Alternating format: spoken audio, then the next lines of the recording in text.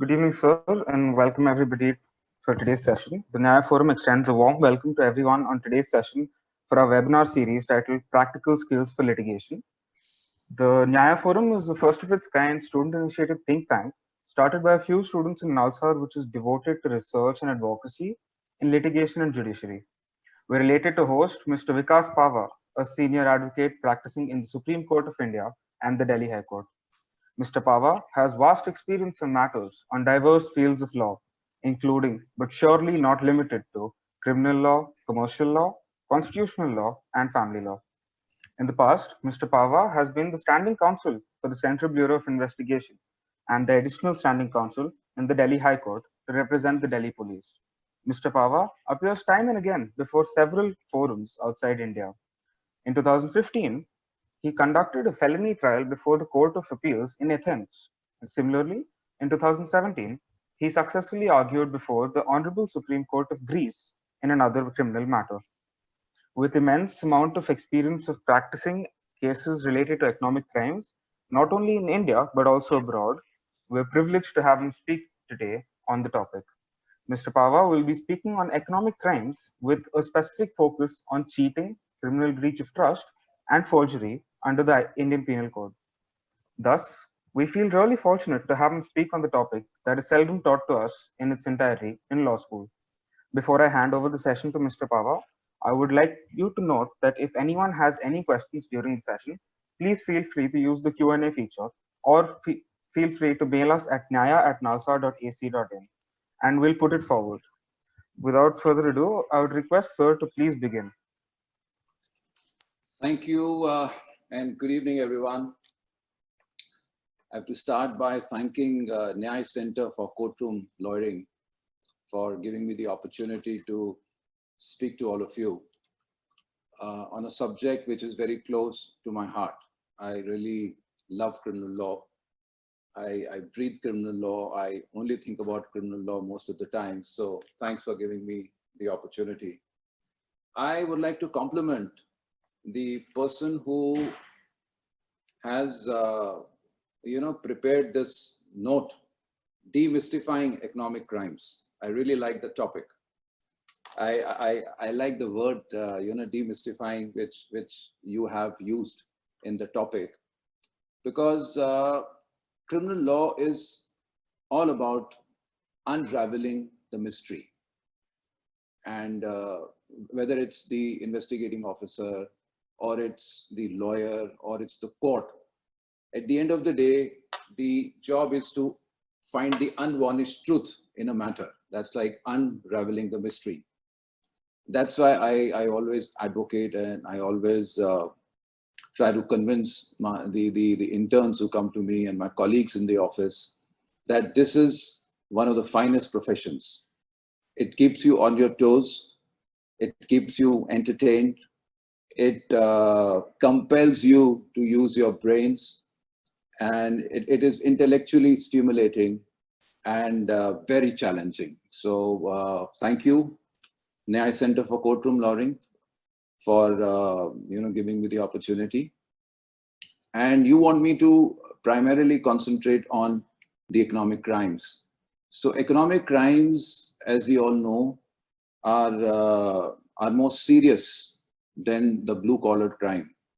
I can also say the economic crimes, one category of economic crimes is a white-collar crime.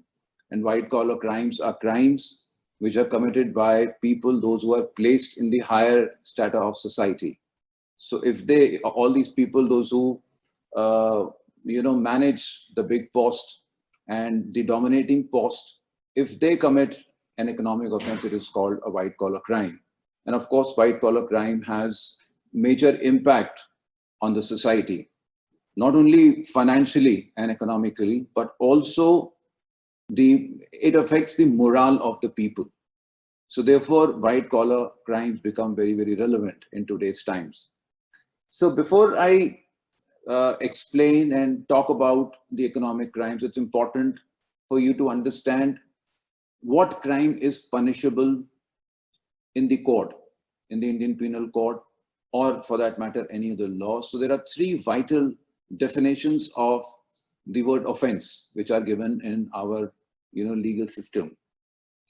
The generic meaning of offense is given in General Clauses Act, which is section 3, subsection 38, which talks about any act which amounts to an offense in law for the time being in force.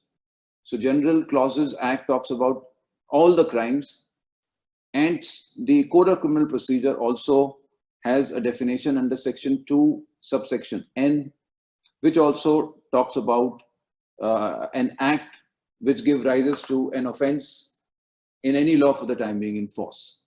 And third and the last is the Indian Penal Code. Indian Penal Code also has a definition of offense under section 40, which talks about the offense which are punishable under the Indian Penal Code.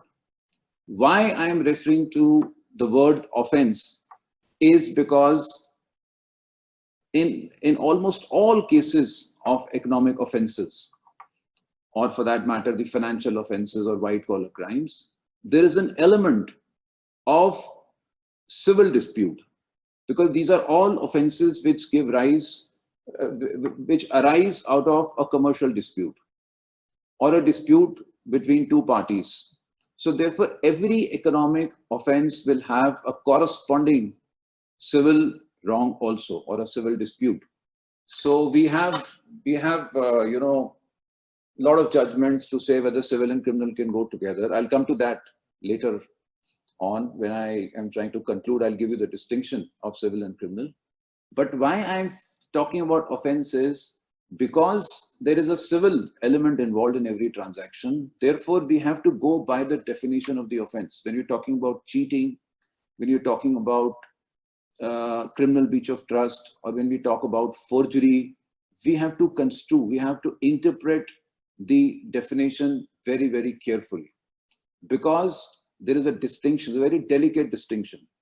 It may be a civil wrong, it may give rise to a civil dispute, but if it follows, or if it forms part of the essential ingredients of the offenses under the Indian Penal Code and the special laws, then only the criminal offenses will be able to be tried in the court. So it's important we read the definition. I will read it with you during the course of my discussion. And as I've told you, the white collar crimes are also crimes which are on a rise nowadays, because the economy is booming all over the world. The governments are bringing new laws to deal with the new situations.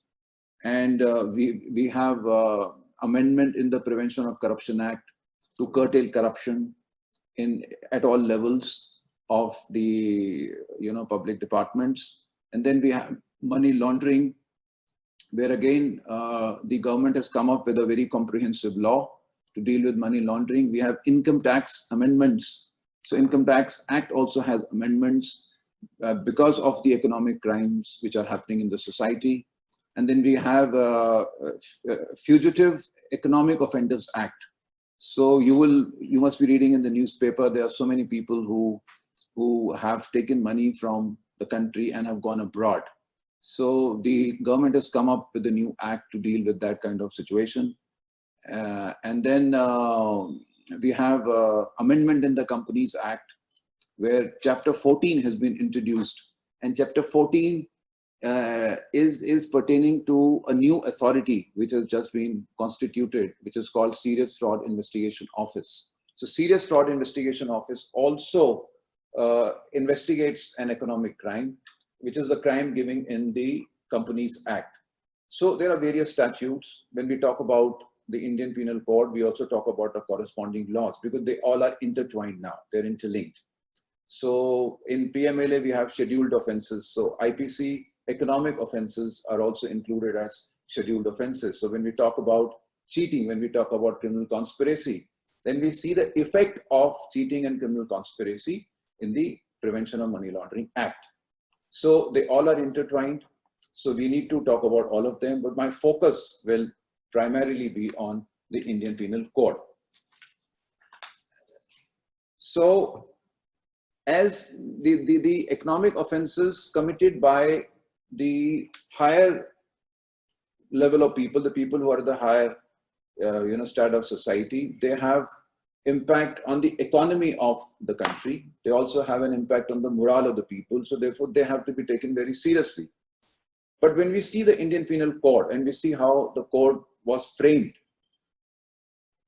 centuries back, at that point of time, the economic offenses were tried by the magistrates. Even today, they are tried by magistrates. So offenses which are tried by magistrate mean offenses are not very heinous.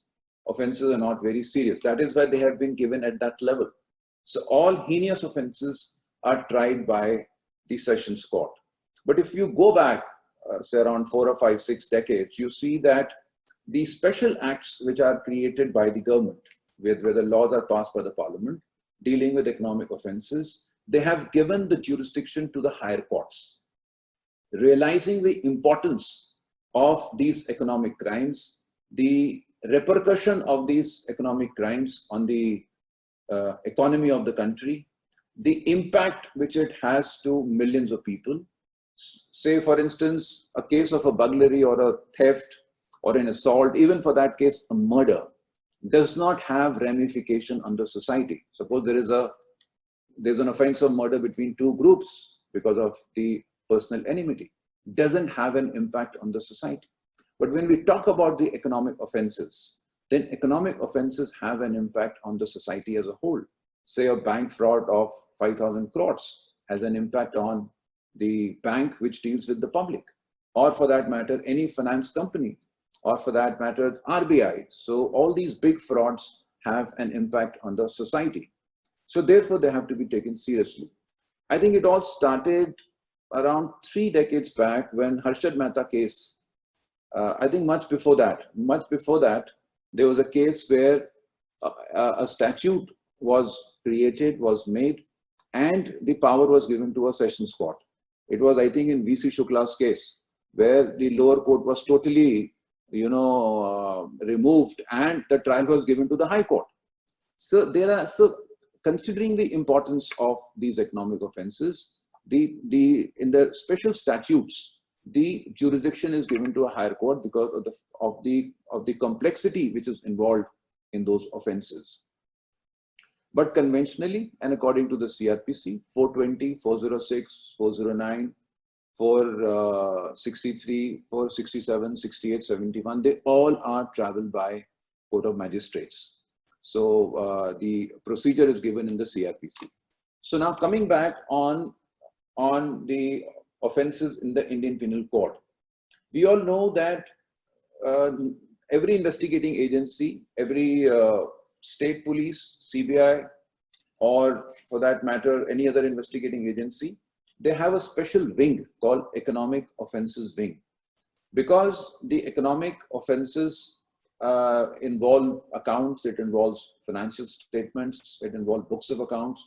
So the police has to train section of officers in this field so that they educate themselves with the accounting methods and standards and prepare them for the investigation. So therefore, normally in Delhi, anything above 2 crores can go to an economic offenses wing. Similarly, in CBI, when an economic offenses wing complaint is filed or a fraud case is filed, it is given to EOW. EOW, they have 1, 2, 3, there are 3 sections. They have a banking fraud section separately. So these people specialize in investigation. They understand accounts, they understand the implication, and they know how to frame a charge sheet in the court. So anybody who deals with economic offenses should understand the implication and how it works, because you have to, for investigating an offense, you have to enter into the mind of the accused who's committed the offense. So you must understand, the investigating officer has to understand how all this has happened, and therefore then he frames a charge sheet to be filed in the court. Now we can start with 420, for instance. We can start how a case of cheating is made out. And we all know the definition of cheating is given in section 415. And the penalty, the penal section of cheating is 420. The definitions are slightly different, but let's talk about 420 to start with. 420 is a case where an accused induces someone by a fraudulent and dishonest misrepresentation, which results into delivery of property. So when an accused promises something, offers something which is false and dishonest, and it is accepted by the victim, and victim ultimately delivers the property or does an act which normally he would not do, this act amounts to an offense of cheating under 420. So what is important in the definition of 420? The fraudulent and dishonest misrepresentation, the inducement, and the delivery of property. And what is important aspect, another important aspect which has actually come from the interpretation of 420 is that if you have to prove that it's a case of cheating and you want to prove the case in the court of law, it is important for the victim to establish that the person who's committed the offense had malafide intention right from the very inception of the contract. So mens rea becomes an essential ingredient. So we read the word fraudulently, dishonestly, induces, delivery of property, and mens rea, and the intention to cheat right from the very beginning. If all these things club together, then an offense under 420 is made out. Okay, that's the definition.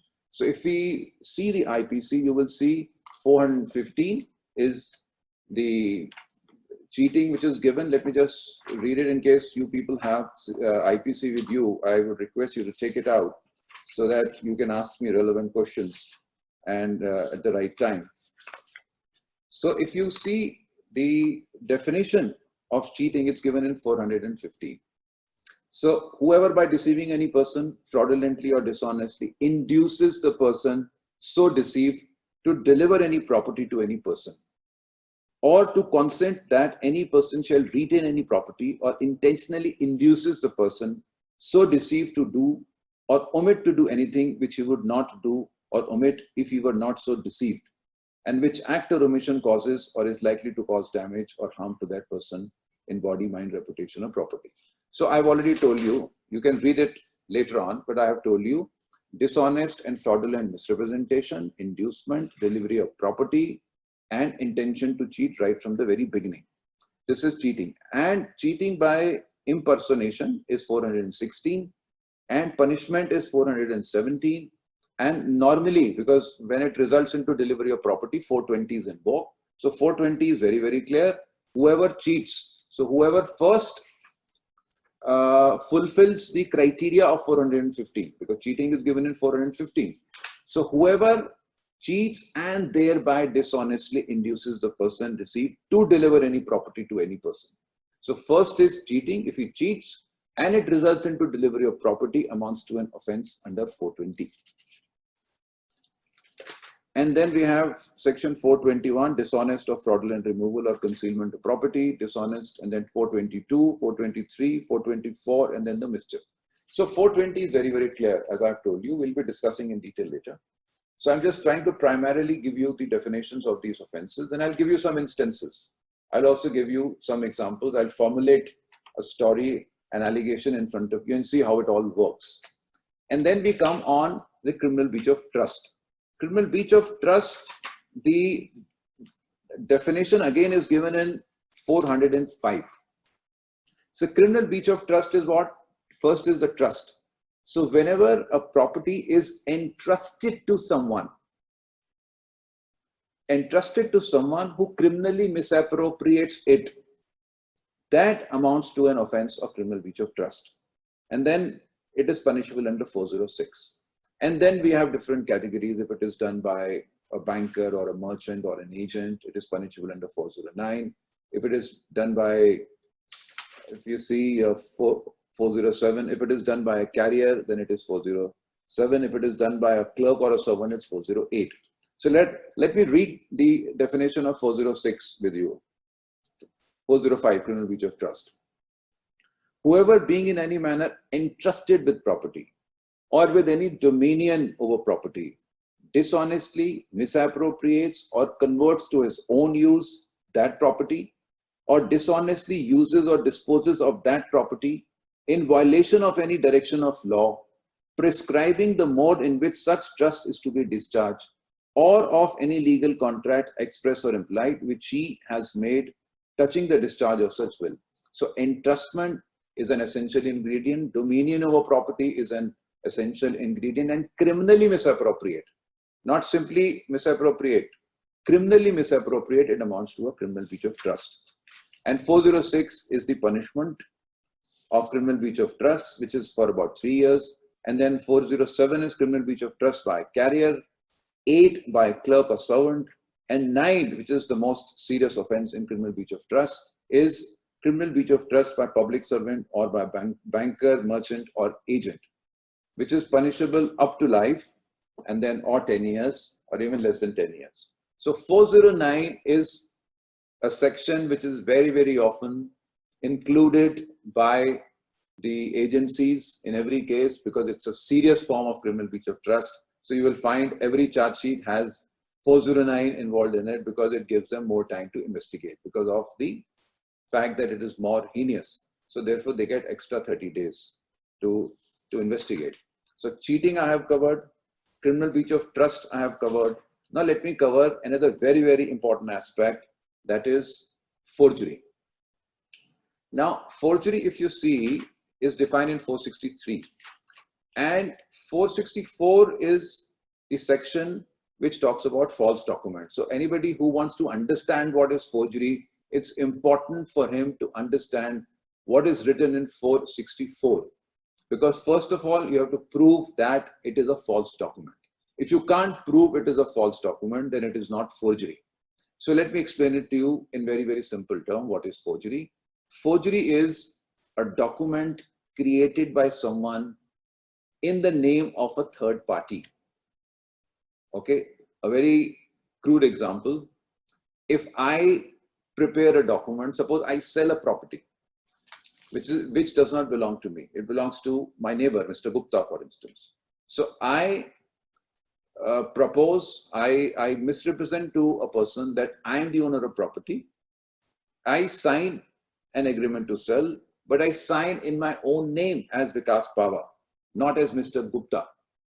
And the victim believes that I am the owner, accept that document from me, and later on comes to know that Vikas Pahwa is not an owner of this property. It is Mr. Gupta who is the owner. So that document which is signed by me, which has a false information, but I sign in my own name, not in the name of Mr. Gupta, I have not committed any forgery. I may have committed cheating. If I have accepted money from that person, I may have committed cheating, but I have not forged that document. But if I sign as Mr. Gupta and sell a property, I will be committing an offense of forgery because I'm creating a document in the name of someone else. So the most essential ingredient of forgery is impersonation. I sign in the name of somebody else. If I sign in the name of somebody else, then that document becomes a forged document.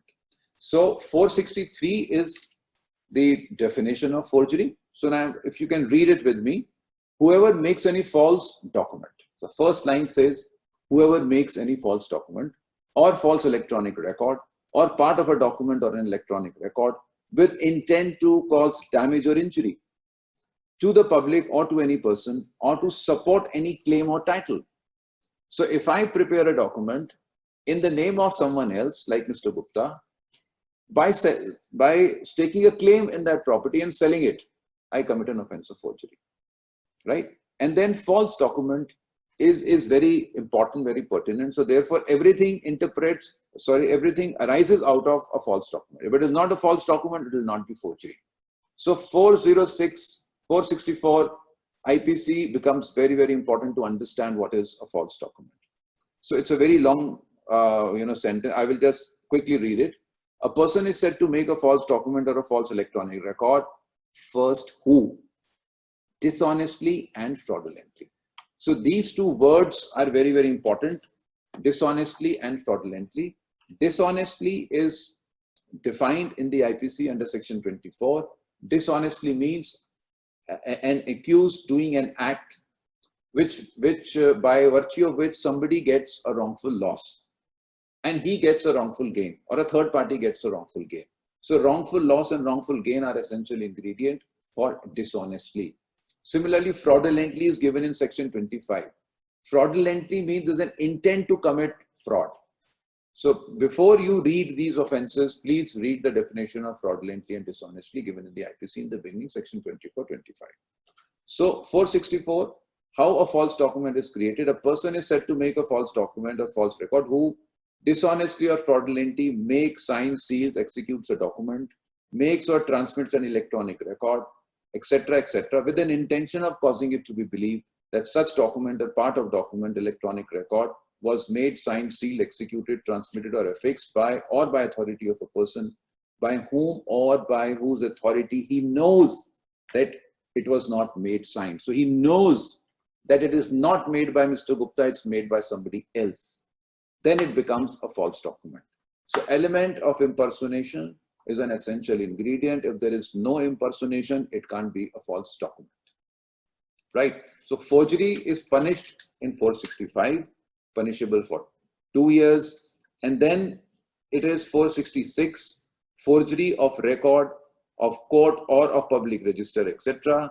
And then 467, again, a very important section because it talks about a valuable security. So if somebody forges a valuable security again is defined, section 30 of the Indian Penal Code. So one must understand what is a valuable security. Valuable security is defined. So read valuable security. If the valuable security is forged, the offense is 467, which is heinous, and the punishment in 467 is up to life and 10 years. So in criminal breach of trust, 409 is the most heinous. In forgery, it is 467, which is the most heinous. And then you see 468, forgery for the purposes of cheating. A very, very important offense, you must understand. So there, in forgery for the purpose of cheating, there has to be essential ingredient of cheating as well as forgery. If you're talking about forgery, then you have to see that there's an element of impersonation and document is created and there has to be a cheating. Cheating means fraudulent and dishonest misrepresentation of fact, inducement and delivery of property. If both the essential ingredients are present, then 468 is made out. And then 471, using a forged document as genuine, which is punishable as forgery in 463. So if you see, these are the primary offenses in the Indian Penal Code. There is another very significant offense is with regard to counterfeiting, which is also part of the same chapter. So if you see 489 onwards, 489 A, B, C, D, and E, these are with regard to counterfeiting, where all these currency notes are, counterfeit and they are circulated, and that's one of the biggest, economic offense, where a fake currency, a counterfeit currency is introduced in any country.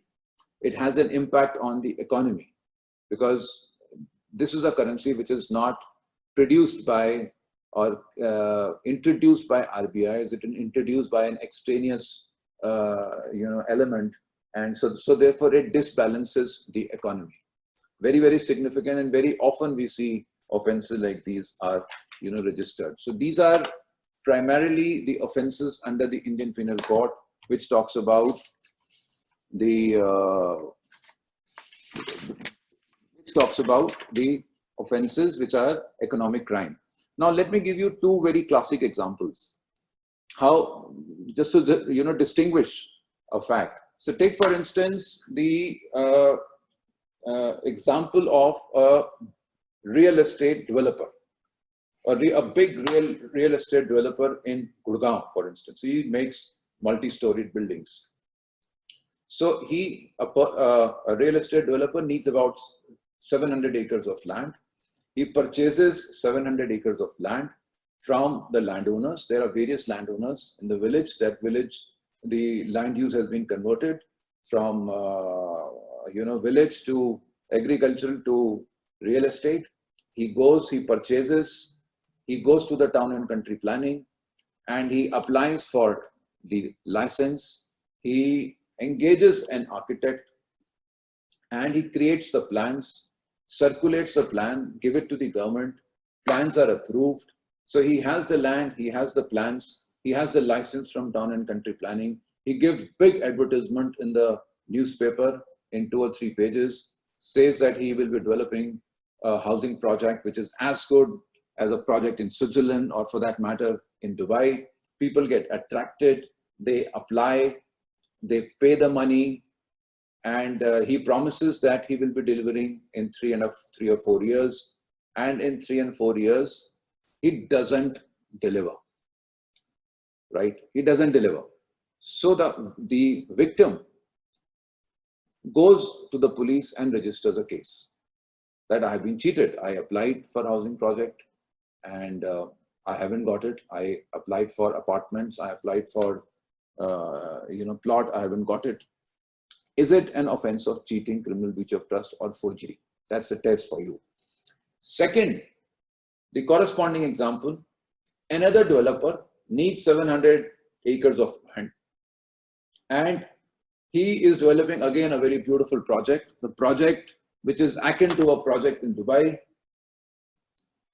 or in Europe, and has only 400 acres instead of 300 acres. Goes to the town and country planning, and his application is pending. There are some objections. He doesn't have plans. He applied for plans. There are objections. He goes to an architect and says, create a document which is issued by town and country planning. Create a document to show that the plans have been approved. So he has a certificate from town and country planning, which is not issued by town and country planning. He has the plans which are not issued by the government, but he himself has created it in the name of that department. He shows it to everyone, gives huge advertisements in the newspaper, few pages, and he says that I'll be delivering in 4 years, and he doesn't deliver.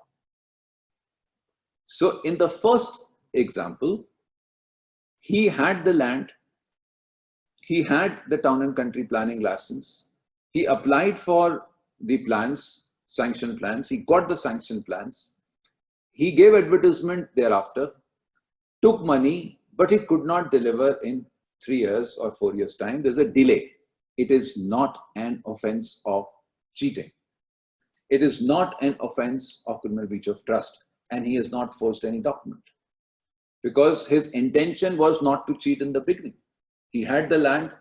So when he gave an advertisement, his intention was clean, and he had the requisite document issued by the government. But in the other case, when he applied for license to the town and country planning, that builder did not have it. The plans were not sanctioned, and he gave an advertisement that was dishonest and fraudulent, which induced people to deposit money in that project. He took that money and misappropriated that money because he couldn't use it. He has taken 100 crores or 200 crores, but has not used it in the project because he can't use it. He has diverted it into some other company or some other project who's using this money. So see the distinction.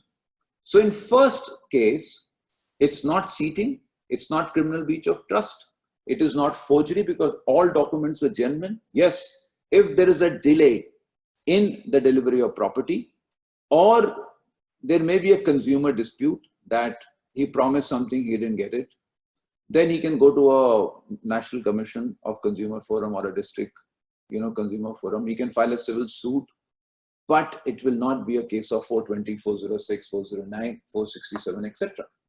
But in the second case, yes, because of the element of cheating, element of criminal breach of trust, because he misappropriated the funds to some other company or some other group, and then also forged those documents. Those documents had an element of impersonation because the signature on that element was of town and country planner. And the sanction plan didn't have the signature of the officer of the government who was supposed to sanction. So this is a very crude example which I have given to you, which happens every day, where in one set of facts, all these offenses are made out. Now, second aspect of these offenses is, because in IPC, when we read the offense, the word uses whoever. Whoever means a specific person.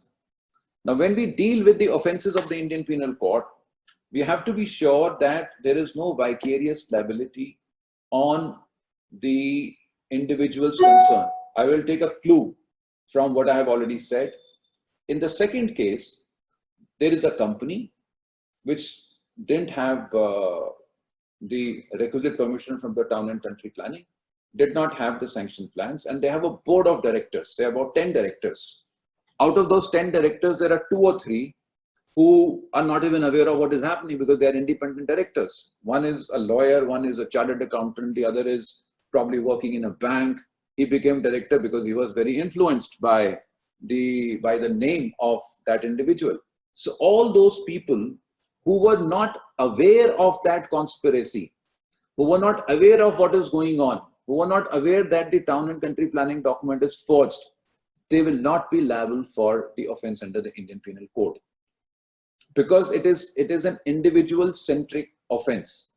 All these are individual-centric. You have to point out how a particular person is in charge and responsible for this offense. Just like in many cases, the directors of a company make their wives, their mothers as director of the company, they may not be aware of what is happening. So they can always take a plea in the court that I don't know how this document was created. It is the son or a husband or an uncle who is conducting the business. They are aware of it. We are not aware of it. So therefore, in IPC offenses, there is no element of vicarious liability, right? It's very, very important. Because in many offenses, in white-collar crimes, like Prevention of Food Adulteration, for instance, Weights and Measurement Act, Negotiable Instrument Act. Negotiable Instrument Act is also like a white-collar crime where the checks are dishonored knowing that they will not be honored. So that's also white-collar crime. And now even in Prevention of Corruption Act. Prevention of Corruption Act, there's an amendment recently where they say that if the bribery is done by a corporate house, then the people who are connected with the corporate house, if they are aware of what is happening, then they can be held responsible. So it's very close to vicarious. The word used in that section is consent. If I have given a tacit consent to do a crime, then I can be vicariously held responsible. So distinction between special statutes and IPC 420-406 is for prosecuting cheating, criminal breach of trust, forgery, you have to show that X is a person responsible. This is the act which is done by him. So therefore, he has conspired or he has done that act. Now, there are various judgments. I can give you a few citations if you want to. I will start with forgery because forgery is a very, very complex offense. It's very easy to allege that document is forged, but it is not. So I would like you to note down at least 2 judgments. There are 2 judgments. In fact, after long wait from the Supreme Court, we got a judgment to clarify what is a false document. I read to you 464. The interpretation of 464 came for the first time in 2009. The judgment is Muhammad Ibrahim versus State, 2009, Volume 8, SCC 751. This is a judgment which interprets the false document under 464. And second judgment, which is very, very important, which you must note down, is Sheila Sebiston versus R. Jawahar Raj. This is 2018, Volume 7, SCC 581. Now, this judgment came only in 2018 after almost 9 years of Muhammad Ibrahim, which says that you can only prosecute the person who is the author of that false document. So false document can be created. It's very easy to bring in 120B, bring in 34 or another allied offense by saying that yes, all these people have connived together and created a forgery. But this judgment of Sheila Sebiston says prosecute only the author. How will you determine an author? by taking his handwriting. That he has signed, created this document, take his sample handwriting, give it to an expert, take a report, and then prove that this is a false document. These two, and there are many other, but these two are very, very important for you to note down. Similarly, in 420, you will find many judgments.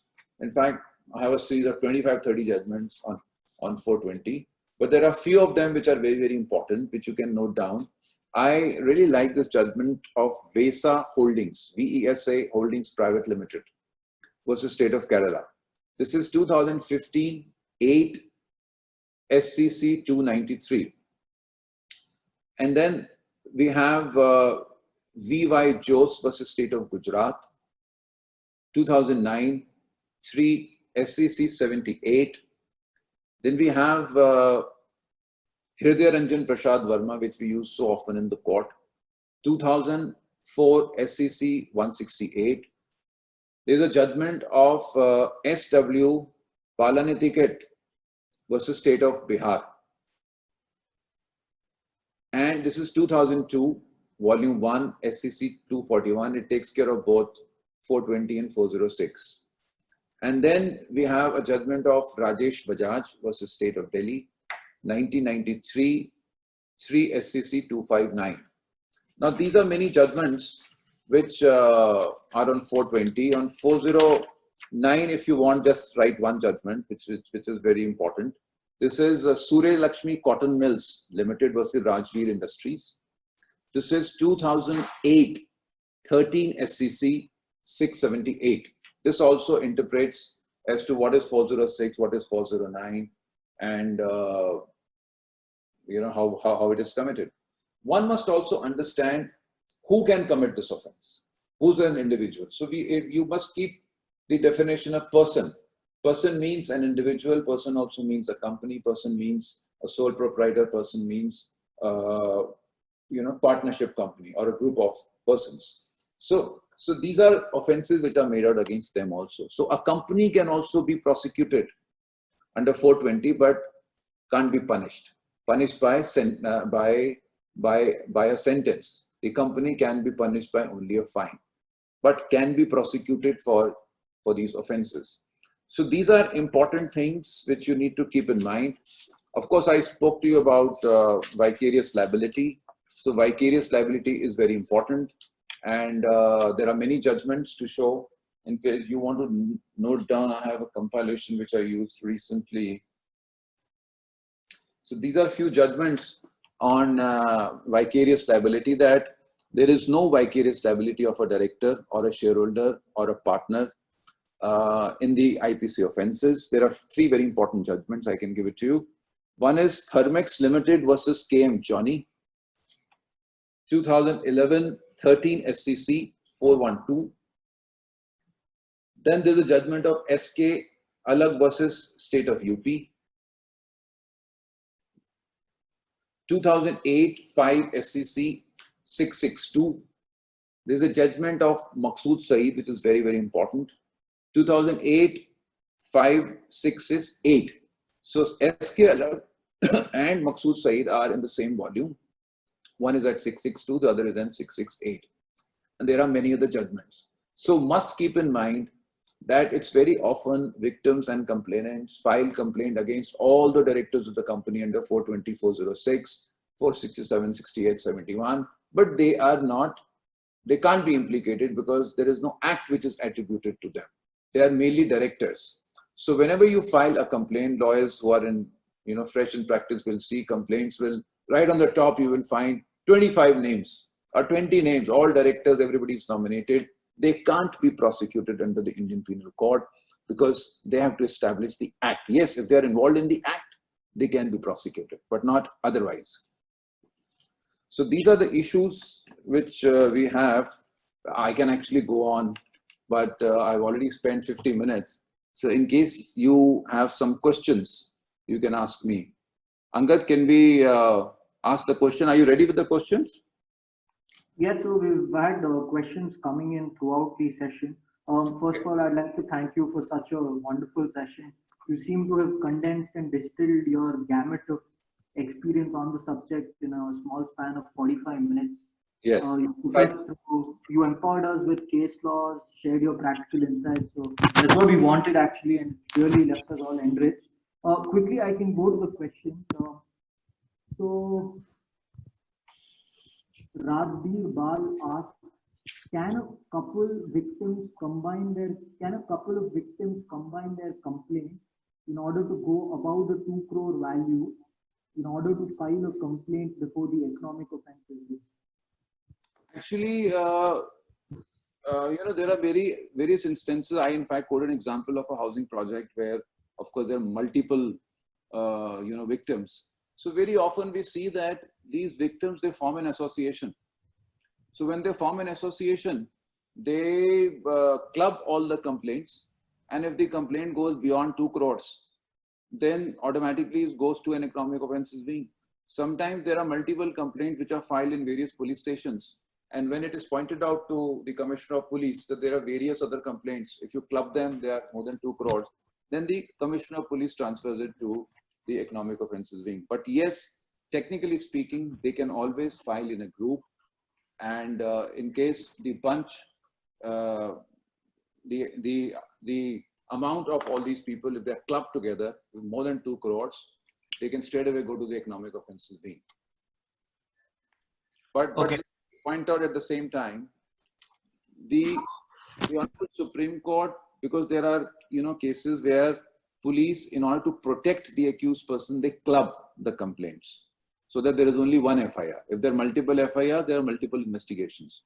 Although I personally feel there should be only one, but sometimes there are cases where multiple complaints are filed. So there is one judgment of the Supreme Court in Narendrajit Singh Sahani, which is important, which says that every individual has a right to file his complaint. So what the IO does is takes one complaint, clubs all of them, makes it 2 crores and send it to the EOW, which is, according to me, the right thing. But that judgment of 2005 of Narendrajit Singh Sahani is very important. Okay. What are the preconditions for holding a company liable under these offences? Okay, as I told you that the definition of the person includes company also. So therefore company can be prosecuted but can't punish. Company is run by its board of directors, right? If all board of directors are accused in this case, because they are the arms of the company, and the transactions are mala fide, which give rise to various offences, then company itself can be prosecuted because company has indulged into various activities through these board of directors, and the company can be prosecuted just like anybody else. You will have, you have to only see whether the essential ingredients of the offense are present or not. So 420, all those elements which I have already discussed with you are present, and company has, committed a lot of activities. Suppose there is only one housing project, and housing project which is executed by these board of directors. There is no other activity which is a fraudulent activity, then company can be prosecuted just like anybody else. Yeah. So we often see that check bounce cases are accompanied with allegations of cheating. So when do you think is the right time to file cheating along with check bounce offense? I don't think they can go together because 138 of Negotiable Instrument Act, the procedure of trial is totally different. It's a summons trial. And 420, if it's a police case, it is a warrant trial. Even if there is a private complaint, the procedure will be entirely different. So normally they are not clubbed. On the contrary, there's a judgment of G. Sagar Suri of 2000, which says that if one transaction gives rise to multiple offenses like cheating, as well as 138 Negotiable Instrument Act, and the 138 complaint is filed, then 420 cannot go together. Then a complaint under 420 in the case of G. Sagar Suri was quashed. So if it's a simpliciter case of 138, which is filed pending, and then as an afterthought, a complaint under 430 is filed, Supreme Court says it can't go on, it can be quashed. So technically they can't go together. Otherwise also they can't go together. But very often we see, if there's a larger conspiracy of 420, then it can be investigated and tried. 138 is only a small element of dishonor of checks. Just like, I'll again quote from the example which I have given. Housing project, everything was fake. The checks, when the victim goes to the developer, he gives them the checks. Okay, I'm returning your money. So checks are given dishonored. It gives rise to 138 Negotiable Instrument Act. In that case, 138 proceedings can go on separately, simultaneously. But an FIR is also made up. But they can't be tried together. Okay, somebody asks, when does lifting of corporate wheel come into effect in terms of establishing offenses under the IPC? Actually, it comes very often. We argue in the court that you have to actually see who's behind. You know, very often we see that the directors who are made in a company are basically the front people. They are not the main people. So when the police investigates and police ultimately sees that behind the company, there are a group of people who are actually the beneficiary. And to reach them, you have to lift the corporate wheel. You have to go beyond the shareholding. So you call for the bank statements of the company and you see that the amount which is credited in the account of these companies is actually going on to a third party. So you lift the corporate wheel, you identify those people who are the beneficiary, who are actually taking the decision, and then you prosecute them. It happens every day, my friend. Okay. If a bank has sanctioned the loan for any builder project and builder has not handed over the project in time, and bank has released all the money which is not as per schedule and builder has ran away, can the buyer then file a complaint under section 409 IPC against the bank in builder? No, actually 409 is criminal breach of trust by a banker, but out here the entrustment was not with the bank. Bank has actually funded the project.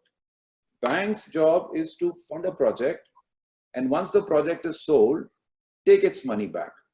So on the contrary, in a case like this, the bank will be filing a case separately for recovery, because the cheating is done by a developer who has run away, and the property of that developer is mortgaged with the bank. So bank's recovery proceeding will go on. So what is a pertinent question is whether an unsecured person like the investor has a better claim than the claim of the secured creditor. That is a ticklish question, which actually we can have a separate session on that sometime. Whether bank has a right over the property or this unsecured person whose unsecured creditor has a claim on the property. So in this case, he can't file a case against the bank because bank has not criminally misappropriated anything. It is between the bank and the developer was a legal document which was created by virtue of which the land was given to the bank as a security, as a surety for the loan. And if the loan is not repaid, the bank certainly will claim that property. So somebody says that you initially had explained the difference between civil and criminal offenses with respect to cheating, breach of trust. But often we see that in the FIR, criminal provisions are invoked even in case of commercial transactions. So if courts are not generally willing to quash these FIRs, so what in your opinion is the solution to this problem? No, actually civil and criminal can go simultaneously because they are mutually exclusive. What you need to see is whether the complainant is able to prove the criminal intent on the part of the accused. Of course, there is a corresponding agreement or a contract which goes on. So both of them are mutually exclusive. If the element of cheating is made out, then certainly the trial will go on and the charge sheet will be filed. But if it is purely a civil dispute, as I can give you at least 2 dozen judgments where the FIRs have been quashed by the Honorable Supreme Court. So there is a delicate distinction. That distinction has to be made by the investigating agency and later on by the court. That is the job of a lawyer, to tell the court that it's a purely civil dispute. There is no element of criminality involved and it has been filed only to arm twist to recover money. Normally what happens is why these cases are filed nowadays. Number one, there is no limitation because cheating is, punishable up to 7 years. So you can file case anytime after 2 or 3 years also. Civil dispute, there is a limitation. There is a 3 years limitation. So till that limitation period is there, you can file it. Otherwise, you can't file it. So therefore, very often a civil dispute is converted into a criminal case, and that criminal case, is taken at the forefront as an arm twisting exercise to recover money. But there, the job of the lawyer comes in to, separate both and to satisfy the court that there is no criminal intention. It's a civil dispute, so it should be quashed. It happens every day. Majority of the litigation in the High Court nowadays, where 482 petitions are filed, is a civil dispute, but criminal action filed. We are trying to satisfy. I mean, sometimes more than often we are satisfied. We are successful also, but in many cases we are not. Okay, maybe we can pick up the last two.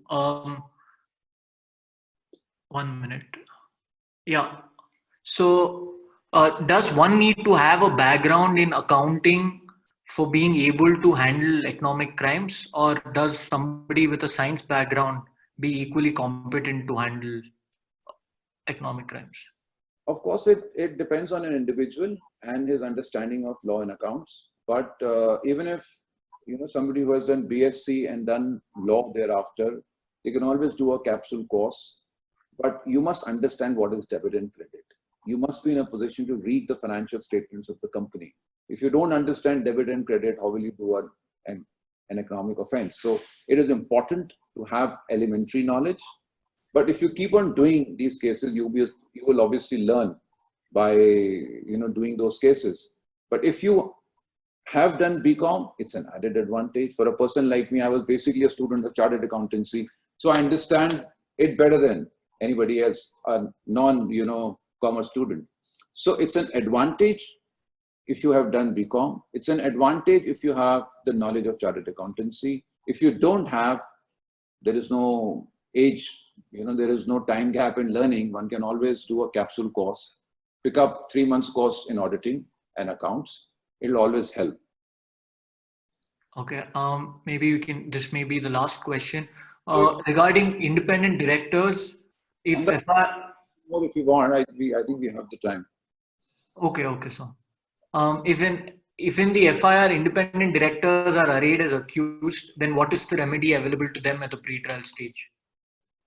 I think the best remedy is to file a quashing petition in the High Court, because that is like short-circuiting the entire process. If you wait for charge sheet to be filed, if you wait for trial, then it's going to take years. So we have various judgments where independent directors, people those who are not involved in day-to-day functioning of the business, they have either resigned or they were not privy to these contracts. They are straight away coming to the High Court, filing a quashing petition, replies asked from the other side, and then the proceedings are quashed. So best is to go to the High Court. When can we file a complaint under section 420 in a case where there is default in payment of loan? Default in payment, are you talking from the perspective of a banker? He's not made it clear, so he's just asked. Default of, if the person who has taken the loan has defaulted, suppose he has defaulted on the very first installment, there is a loan of 1 crore, he has not paid even a single penny. Then the bank can always say that the whole objective or the purpose of taking the loan was malafide. That's why he has not paid even a single penny. But if a person has paid 90% of the money back, but only 10% he has defaulted because of some other constraints, whether it's an economic constraint or what, then it is not a case of cheating. So therefore, depends on the facts. If a person takes the loan, runs away, it's a case of cheating. If a person takes the loan, pays majority of loan, doesn't pay rest of the amount, it is a civil dispute of recovery. Okay. Property has not been defined per se in the Indian Penal Code. So how far can the ambit of the same be stretched? For example, a flat that was supposed to be constructed but never came into existence for various reasons. Okay. Now, if a flat has not come, it's a case of cheating. It's the transfer of money.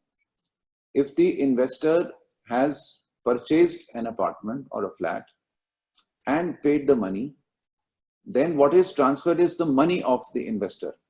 And if he doesn't have anything, he has run away, then it can't be recovered. But suppose the money which is taken from the investor is found in a bank account, then bank account becomes the property. Now money lying in the bank account can be freezed.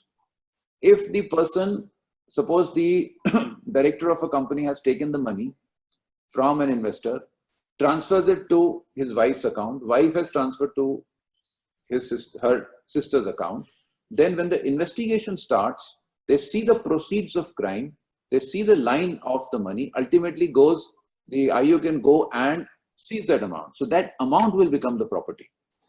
So the property is not the apartment, it's the money. So wherever the money lands, that becomes the asset, and that can be seized as a case property. Okay. So how to what extent is the managing director liable or responsible under the Prevention of Food Adulteration Act when the food inspector has found that the food is adulterated? Yes. As I told during my address, that there are certain statutes where there is a vicarious liability. If a company is registered as a person under the Prevention of Food Adulteration Act, and the offense is committed by a company, all people, those who are in charge and responsible for the conduct of the company, they may not be aware of this adulteration. But if they are found to be in charge and responsible for the conduct of the company, they can be prosecuted. So managing director is a person who's managing the show. He automatically becomes an accused in this case, just like in the case of 138 Negotiable Instrument Act. 141 says, offense by company, managing director is roped in immediately. Whether he has signed the check or not is not material, but he's a managing director, he can be held responsible. So therefore, in Prevention of Food Adulteration also, the managing director becomes an accused automatically. You must read the judgment of SMS Pharmaceutical of the Honorable Supreme Court, which deals with the category of these people who can be held responsible vicariously for an offense under a special statute. Okay. So we've had a lot of CAs writing in. Okay. One of them asks, what are the areas of practice in economic laws? He's a CA and LLB final year student from DU. Okay. I think today it's an era of, because for a chartered accountant, the Companies Act comes naturally. So he must master this chapter 14 of the Companies Act, where the SFIO has been constituted, Serious Fraud Investigation Office. And that I think is the future litigation for a chartered accountant. And now I've been told that there are amendments under the Income Tax Act, where they are making Income Tax Act as penal again. So he can do SFIO cases where the complaints are filed in the court of a special judge who conducts a trial. Money laundering cases also has an element of accounts and has an element of tax also. So money laundering cases and SFIO, and then even cheating, normal cheating cases, I think it comes naturally to a chartered accountant to understand all this. So they can pick up anything. If X coerces Y to sign a blank paper under the pretext of making a loan agreement, and then forges an agreement to sell on those papers, and then files a case under 420 against Y for not transferring the property, what is the remedy for Y? Now come again, I have to understand. There's a blank document signed by whom? The wife? No, it's not wife, it's X and Y, sir. And Y signs the blank document. Y signs the blank document, yes. X forges an agreement to sell on those papers. Yes. And then files a 420 case against Y for not transferring the property. Yes. So, as I told you, there's a distinction between forgery and cheating. Since a signature of Y has been taken on a blank paper and ultimately a document has been forged, Y can file a complaint with the police and say that he was misrepresented. His signatures were obtained for a particular purpose. That purpose was this, and he has actually breached the trust, created this document, falsified this document, and now is using against me. So he has to file a counter case, because X will file a case against Y, but Y has to file a case against X for alleging an offense of cheating and criminal breach of trust. But he has to show the evidence that it was a blank document signed by him. He has to show the evidence that that blank signature was for a particular purpose. So there'll be two versions of this case. There can be two FIRs in this case. Both the FIRs will be jointly investigated, and whichever is found to be correct, in that case, the charge sheet will be filed.